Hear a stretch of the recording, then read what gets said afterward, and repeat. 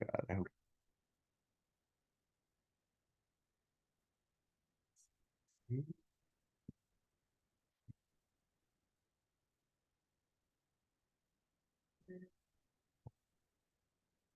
Yeah, there you go. All right. Hello, everybody. So we're making a little YouTube video here, how to do adolescent medication-assisted treatment. And I am Chris Thurstone, and I'm a child psychiatrist and addiction psychiatrist and a professor at University of Colorado School of Medicine. And My name is Kateri Dermanios. I'm a nurse on the adolescent psych unit at Denver Health.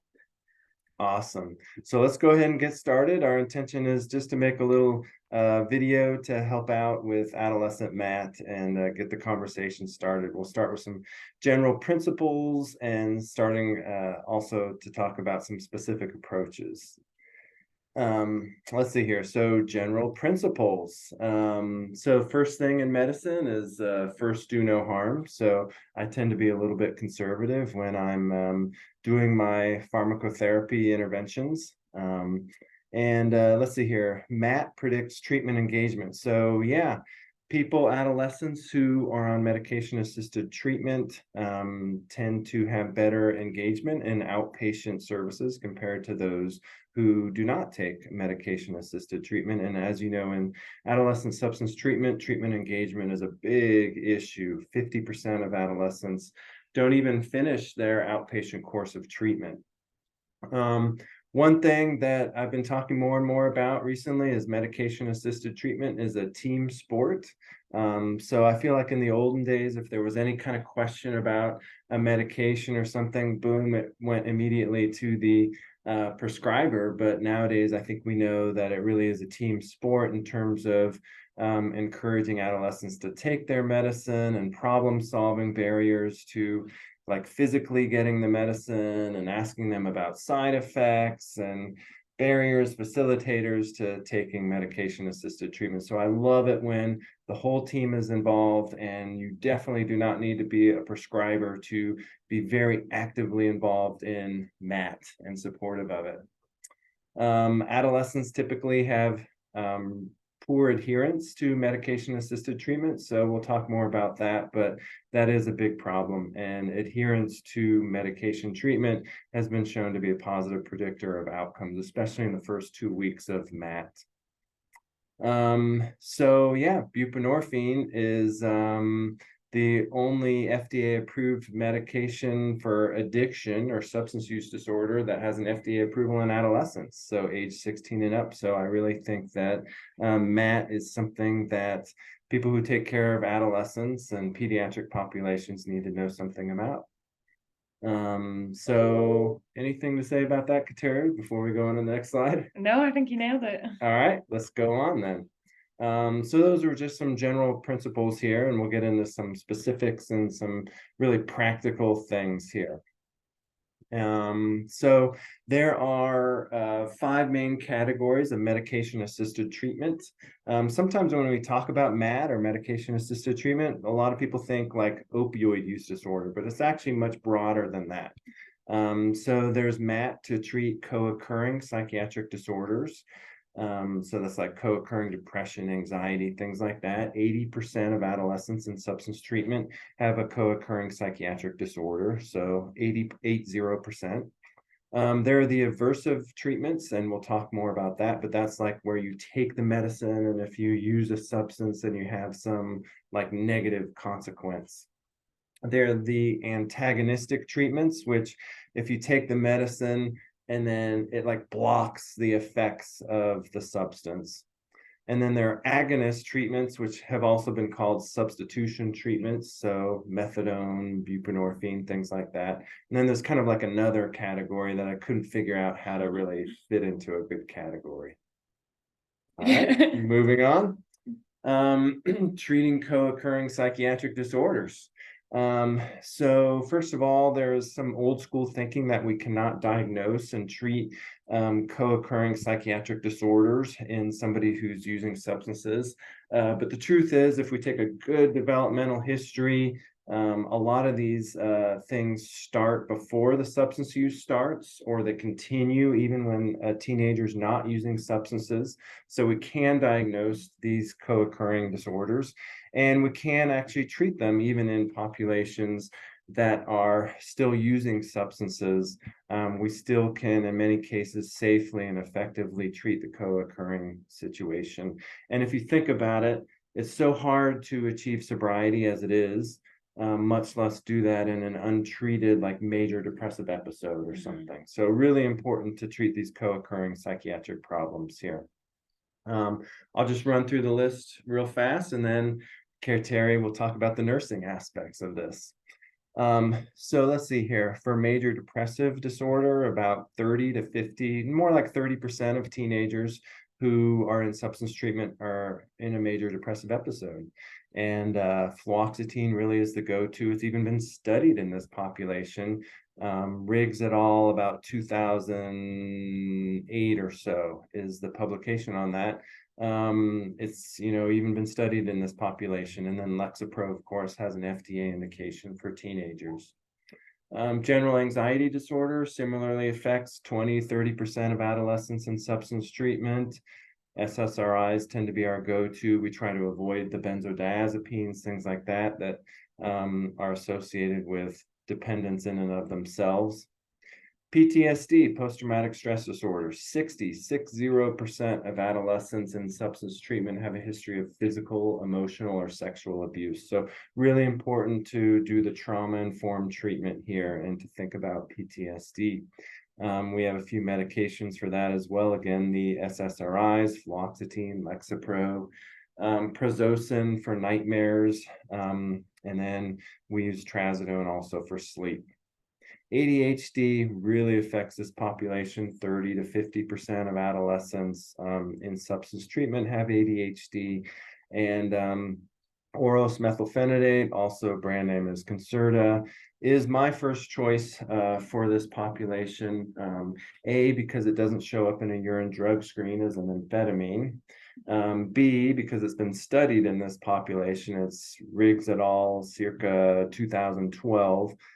Showing the medication oral methylphenidate to be of limited abuse potential, and with some outcomes producing even better substance treatment results. So that's my first choice right there. Much harder to abuse than Adderall, for example. Atomoxetine, I did that randomized controlled trial in this population of adolescents using substances, not an abusable medication. Wellbutrin XL, so beautiful that it can treat depression, ADHD, nicotine dependence, which is co-occurring in 2/3 of these teenagers. So that's a really cool medicine if those co-occurring things are there. I'm going to skip Pemoline for now, just for the sake of time. It's not even on the market anymore, not even sold, so let's not even talk about it. Psychosis, we just published a study, aripiprazole versus risperidone in this population of kids hospitalized for psychosis, and they have co-occurring cannabis use disorder. And we found that the length of stay for those prescribed aripiprazole was about half what the length of stay was for those prescribed risperidone. So really, aripiprazole is kind of my go-to now until we get further data and a bigger randomized controlled trial with that. Bipolar disorder, we use the atypical antipsychotics, Depakote lithium for that. So with that, I'll just stop. Kateri, what would you want to say, especially from the nursing aspects of this? I feel like with the nursing aspects of this, it's just showing that we do our assessments, like daily assessments, the same, because we are trying to catch all of these symptoms of depression and PTSD and generalized anxiety disorder. We wouldn't change that for somebody that's using substances as well, because we're also trying to treat those underlying things. We just add on, but don't take away. Yeah. So general nursing assessment, nothing funky, different, just because we're treating a co-occurring issue here. Yeah. Perfect. So moving on to different categories here, there's the aversive treatments. So in this case, we have one aversive treatment. It's disulfiram, also called Anabuse is the brand name there. And I'll just point out how it works. You got ethanol, which is alcohol, and that gets broken down by this enzyme to acetaldehyde. And then another enzyme breaks it down to acetate. And this medication disulfiram inhibits that second enzyme there. So there's a buildup of acetaldehyde. And if a kid is taking disulfiram and then drinks alcohol, then they can feel nauseous, flushed, vomit, heart races, things like that. And so it can be an aversive treatment for that. So with that, I'll just stop and see what you have to say about that. So basically on the unit, we just have to be really aware of like products that are containing alcohol that we don't always think about. So like maybe there's the hand sanitizers that have alcohol, or soaps, or deodorants that we have, because they'll get the same sort of reaction from just absorbing alcohol in different ways, even though it's not drinking it. Yeah. So Yeah. I remember you saying the best thing is to just like put a little bit on the skin and see what kind of reaction happens there, and then kind of plan accordingly from there. I love it. When in doubt, put a little bit on the skin.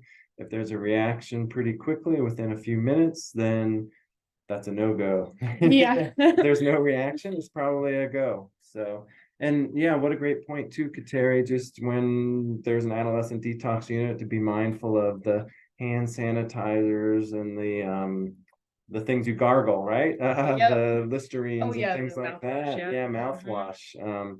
So just because those things have alcohol in them frequently. Yeah. I know sometimes we'll do groups with nail polish and nail polish removers too. So Wow, the things you have to think about. Yeah. Yeah, absolutely.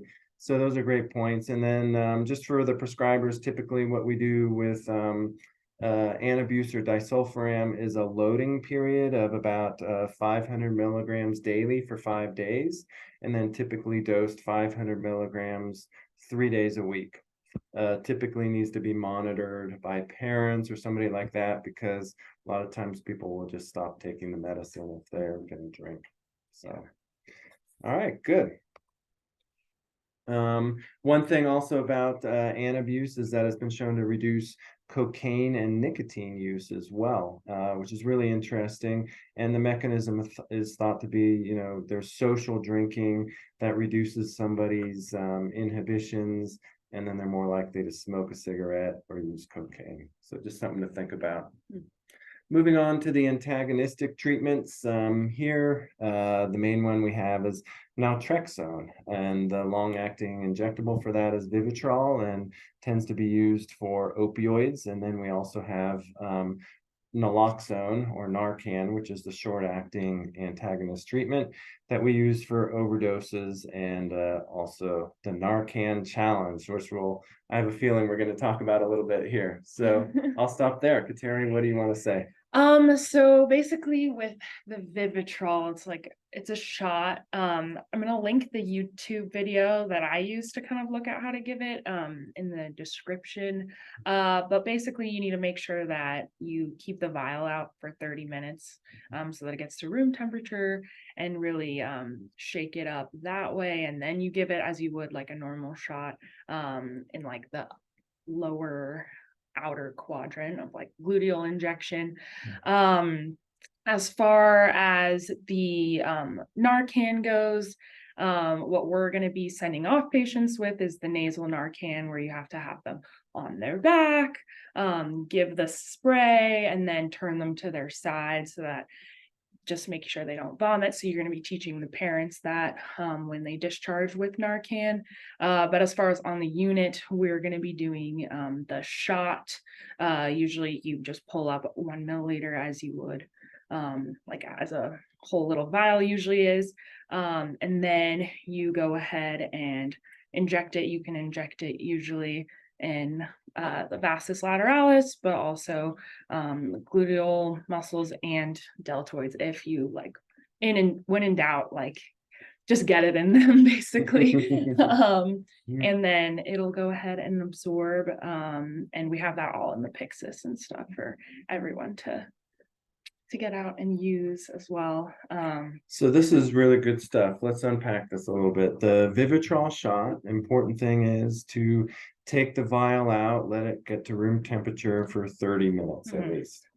Then you combine the saline and the powder, and you really got to shake it up until it's nice and milky, and you turn it upside down and you see kind of the milk come off the glass. Yeah. Right. And then you drop all of the liquid there, and then it's a gluteal injection. I am trying to think anything else to think about or worry about with that from a nursing perspective. I don't think so. And you're right. The first time I gave this Vivitrol injection, I watched the YouTube video with my patients, right? So there are some really good YouTube videos about how to do this. Okay. Let's see here. Narcan, training families in how to use Narcan with their loved one. What tips and thoughts do you have about that? Yeah, I mean, I think it's just really important that you let them know to call 911 always. And yeah, just giving one little puff in or a full puff in one of the nostrils, and then yeah, always turning them to their side because there's a good chance of aspiration possible. And then if that doesn't work while you're waiting, you can give another one if you have like access to more. But I think the biggest thing with them is just making sure that you're getting help no matter what. So pretty simple, right? Hey, you okay? You okay? Well, they're non-responsive. Call 911, right? And there's no reason not to give Narcan, right? If they are passed out from some other reason, heart attack, stroke, some other kind of ingestion, it's not going to harm them to give Vivitrol, or I'm sorry, Narcan. And then do the one injection in the nostril of 4 milligrams. And then you're supposed to wait 2 minutes, of course, put them on the side in case they start vomiting. If you know CPR, you can do CPR at that point. After 2 minutes, if they still haven't come to, give the other 4 milligram in the other nostril. Does that sound about right? Yep. CPR if you know it until they come. Yeah, I think that sounds good. Let's see here. And then you also mentioned the IM Narcan. So if there's an overdose on the unit, talk us through that, please. Well, so if there's an overdose on the unit, you're looking for basically they're turning blue, they're not breathing, they can't really feel like a good pulse. All of the usual things that we're looking for in like a code sort of situation. So you're gonna, of course, call for help, get the code card, and then there should be Narcan in that as well. And then yeah, you would just draw it up in a syringe, and then yeah, again, you're able to do it in the main place. What we are trying to do it is in the vastus lateralis, but it can also be a gluteal injection or in the deltoid as well. Okay. And yeah, that's helpful. And obviously we're going to do what we can to prevent that by having people go through the ER for a good medical clearance before they get to the unit. We're going to search people so that they're not bringing in substances. So we're going to do everything we can to avoid that to begin with. That's really good. A couple things about naloxone. The half-life of it is 30 to 80 minutes. So that's one reason we tell parents to still call 911, still get medical attention, because the Narcan may work and then wear off, whereas the overdose of maybe fentanyl is still on board. See what I'm saying? So you still need to get medical attention for that. Can we talk about the Narcan challenge? So the Narcan challenge, I'll just give a brief introduction, then we'll go from there. Yeah. Is when we want to transition somebody from opioids, like say they're taking buprenorphine or methadone, even though we don't give methadone on the unit, but buprenorphine, and we want to transition them to an antagonist treatment now, like naltrexone or something like that. And how do we know when they're okay to get their naltrexone, basically? Because if they're not, if they haven't gone through withdrawal, we're going to throw them into withdrawal, which won't kill them. Okay, that's important, but it's going to make them feel pretty uncomfortable, right? And so that's when we do this Narcan challenge here. From a prescriber standpoint, typically we'll give like 4 milligram of intranasal, or we could do the 1 milliliter of IM Narcan. We wait for like 30 minutes. Do they have signs of withdrawal? If yes, we're not going to be giving them a Vivitrol injection or continue with the naltrexone. If no, then we can proceed with, say, the Vivitrol injection or the naltrexone oral. What else do you want to say about that? I don't have much else to say except for I know some people are worried about doing it because it's not something that we do very often. But I would just say definitely just reach out to the doctors, especially the teams that are dealing with all of our withdrawal management stuff, because they should have working knowledge of that, and you can always ask for help. But basically, yeah, you just do Narcan as you normally would, and then wait for the next direction, basically. And then I know some people were worried about the absorption of IM Narcan versus nasal. You know how long it takes to absorb IM? Both should be within minutes, like really fast, seconds to minutes. Yeah, so there's not a huge difference. Yeah. I think it's important to know nobody's going to die of opioid withdrawal. The only exception with that is pregnant women. We don't want them to go through opioid withdrawal because it can be really bad for the baby, the fetus, and for neonates to go through opioid withdrawal. But adolescents, adults, nobody's going to die from opioid withdrawal. They'll feel uncomfortable. We're going to give them supportive care. Ibuprofen, Tylenol for the joint aches, pains, Bentyl for the stomach upset, Lamodal for diarrhea, Ondansetron for the nausea. We'll treat it supportively, and nobody's going to die of opioid withdrawal, I think, is an important thing to think about. Yeah, for sure. And again, the whole purpose of the Narcan challenge, we want to give them a little dose of Narcan, see if they're ready for the long-acting naltrexone, either the pills or the injection. Perfect. Yeah, I think that's good. Awesome, thank you. All right, so moving on. We got the agonist treatments here. So sometimes people call these the substitution therapies. And so we have nicotine replacement therapy. And just to really be, conscious of that, nicotine withdrawal is something that makes kids irritable and makes them want to leave AMA and not want to cooperate. So something to think about. Then we have varenicline, which is brand name Chantix.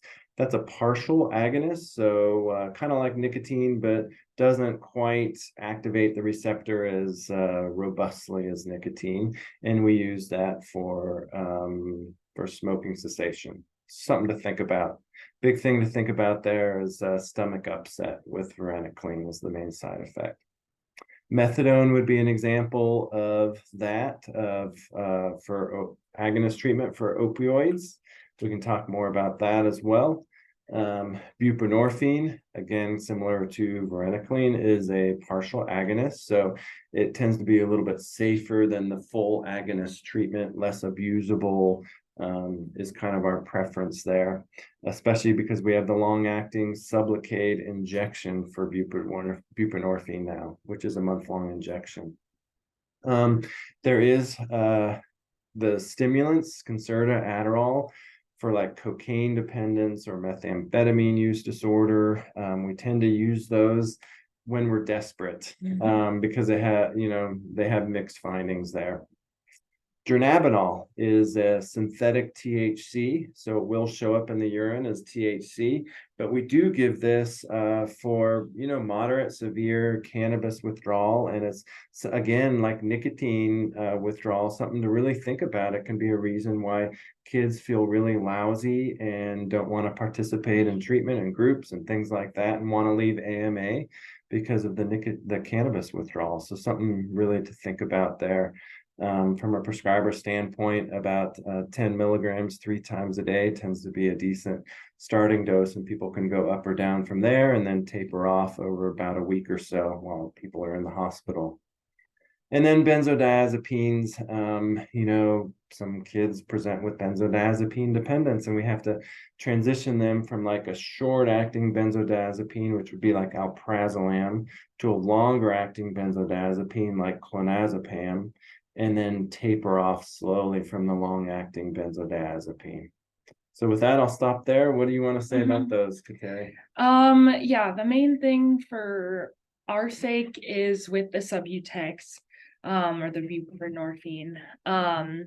So sometimes we get questions of like, why aren't they being started on it right away? Like when they come in for opioid withdrawal, and there's a possibility that if you start somebody on Subutex like too soon, then it can put them into worse like withdrawal. So we have to be really like cognizant of that. Usually you want to wait like 4 to 7 days to like afterwards, because the worst, like according to like the half-life of like opioids and stuff, the worst of the withdrawals within like 2 to 3 days usually, or 2 to 4 days. So that is like an answer to that question. And then with the Subutex, we just have to make sure that we're being one-to-one with the patients until their Subutex is completely dissolved.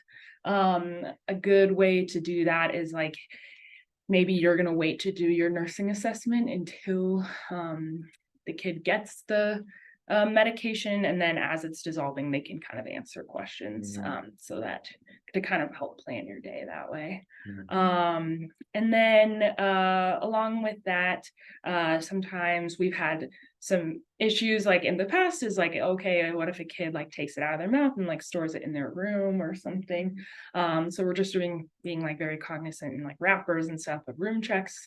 But at the same time, to kind of like help ease that sort of worry, is that it would take so much Subutex to actually overdose on it. So it's like hard to stockpile and take all at the same time. You can't just like take like 2 and then go back into an overdose, which I know sometimes people are worried about, but it's very hard to do. So even if you stockpiled a bunch, there's not like really a worry of overdosing on Subutex on the unit.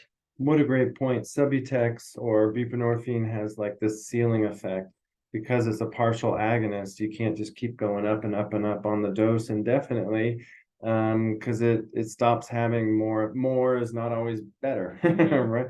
And it stops having more effect. So that's an excellent point, which is why we like it for office-based treatment, and we can prescribe it from a typical setting.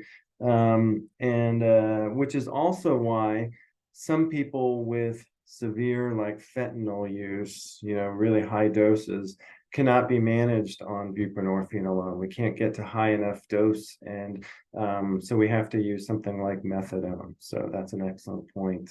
And we're not trying to be cruel to kids. We just need to wait till they're in some kind of withdrawal before we start it. Otherwise, we put them into withdrawal and then they won't want to take it.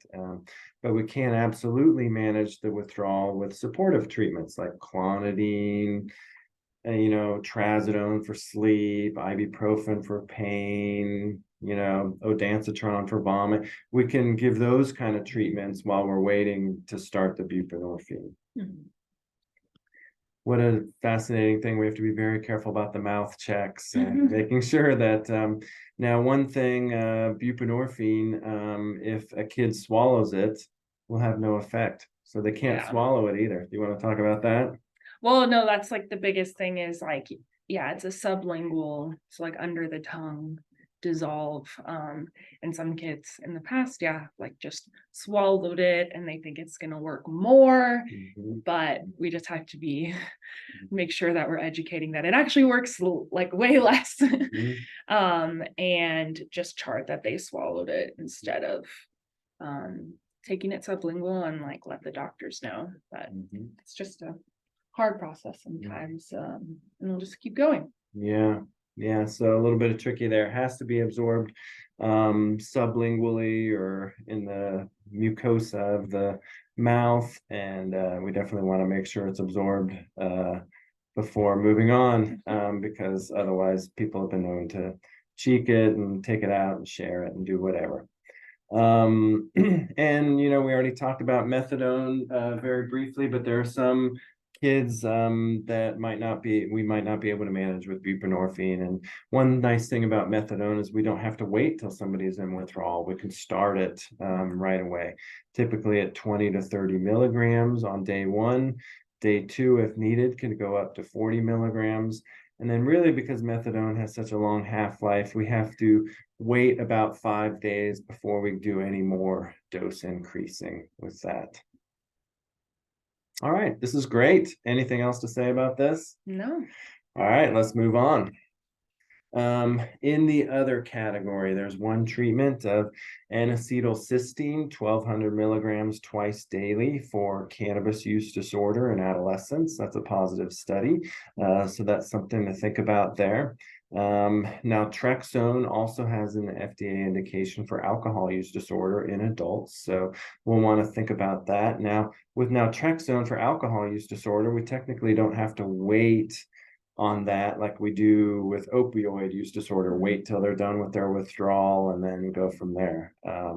So that's something to think about there. And then, what I really love to do is get people on, naltrexone or buprenorphine, going back to the last slide, and then being able to discharge them directly to outpatient care and a long-acting injectable, because we talked about how the medication adherence can be hard. And so anything that can be done on the inpatient unit to prepare kids for the idea of receiving an injection and doing some motivational interviewing and some reassurance around that would be really helpful. And we do those injections on the outpatient side with anesthesia, a little bit of lidocaine, and lots of love. So it's to make it not traumatic. Acamprosate is also a medication for alcohol. One kind of downside of that is that it's a 3 times a day dosing. So, I mean, it's so hard to remember to take a medicine once a day, much less 3 times a day for an adolescent. So that's why you won't see it a ton, but you might see it. And you can combine that with naltrexone.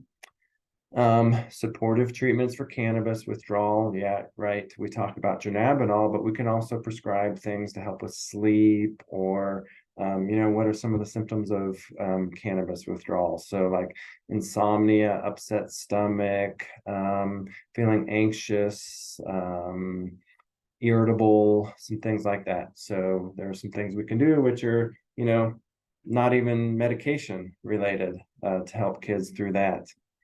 And then there's cannabinoid hyperemesis, which is a really interesting thing. High dose marijuana use leading to then just retching and vomiting. And part of the diagnosis is actually, is this relieved by a warm shower or bath? So in 98% of cases, the answer is yes, which is really interesting. So we do use some medications like low dose haloperidol, risperidone, ondansetron. Capsaicin is a little like cream for the skin that kind of, I think it imitates a warm shower or bath. And so that's been shown to be helpful for that. I'll stop there. Any comment on this? Yeah, I think with the hyperemesis, we've really seen the warm shower and the Haldol to be like a really good mix for that. Going back to the injections, I know a lot of our withdrawal management kids end up getting those injections on the STEP program.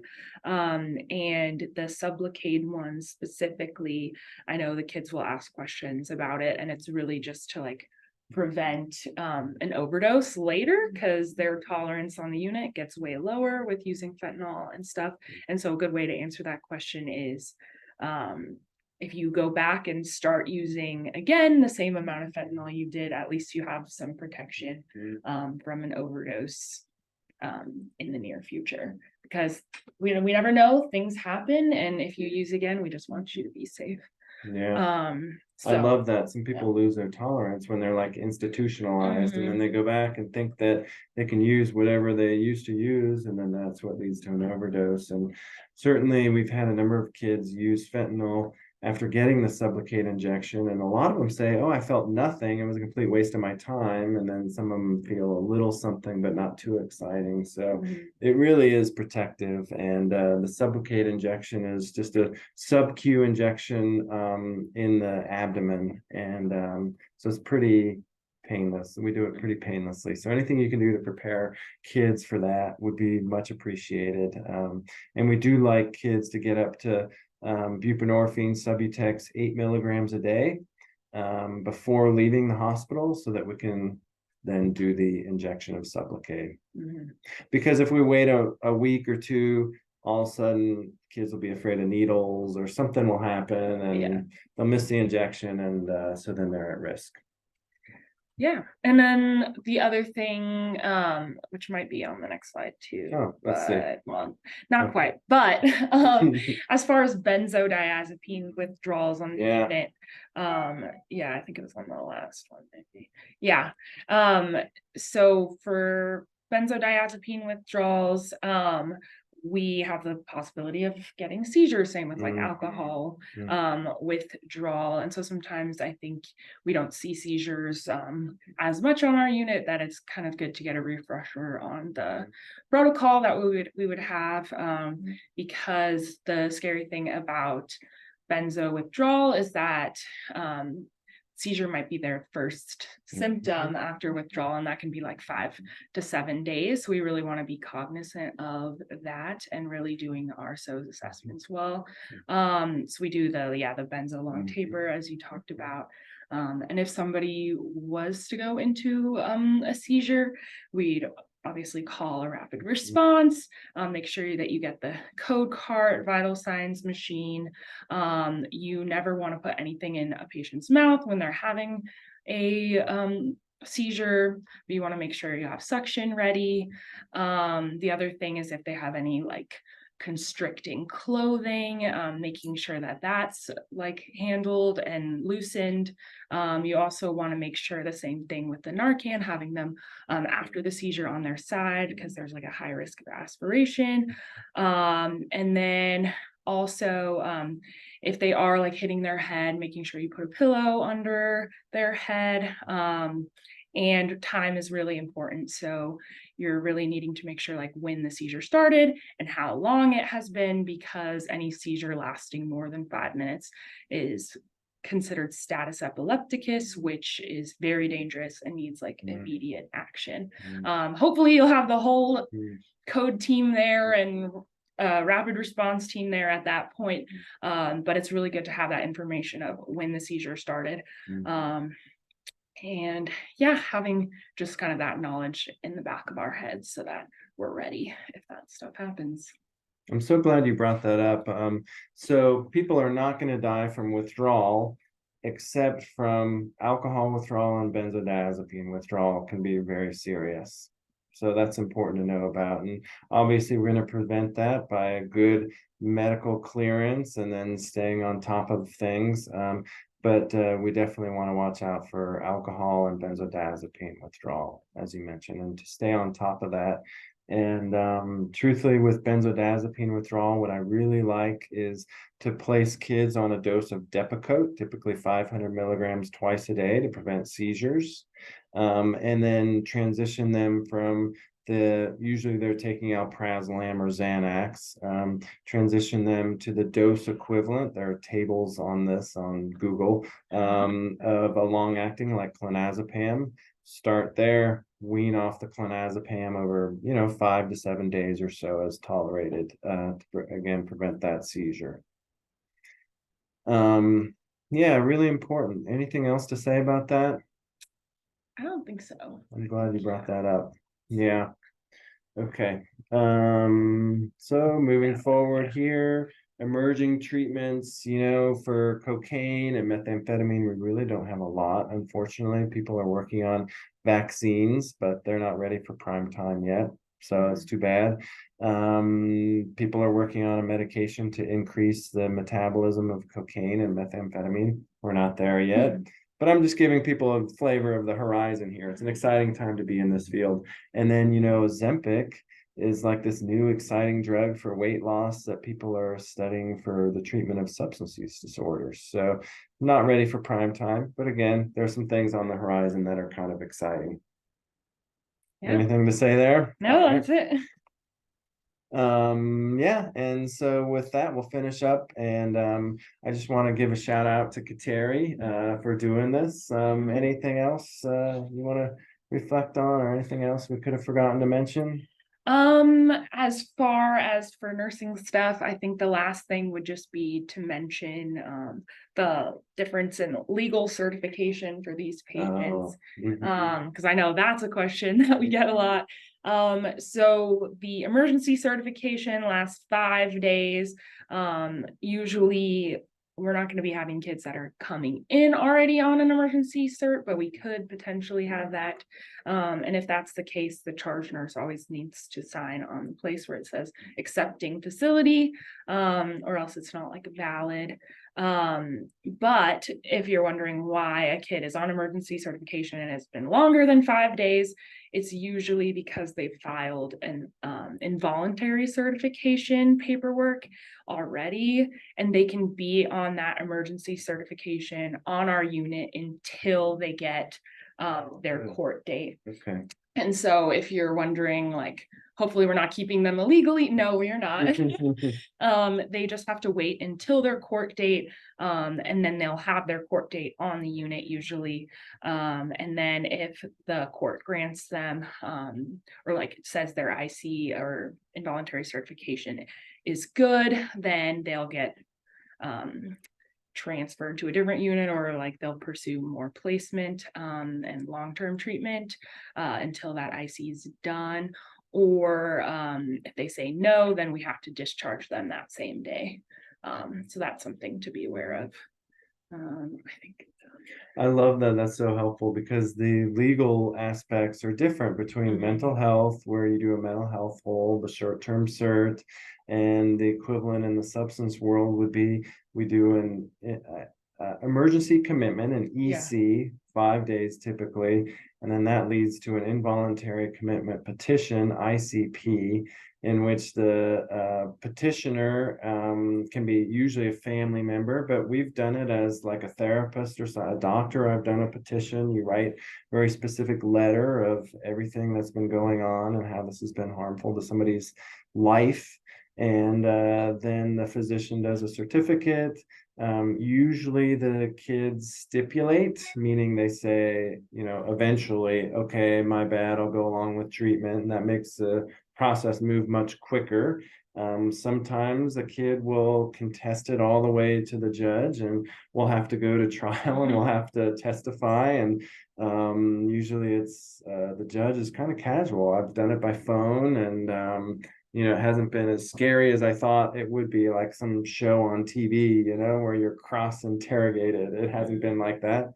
And that's a typical process. And people, if the ICP goes through, have about 8-9 months-ish of court-directed treatment, usually starting out with residential treatment, then going to like intensive outpatient treatment, then regular outpatient treatment.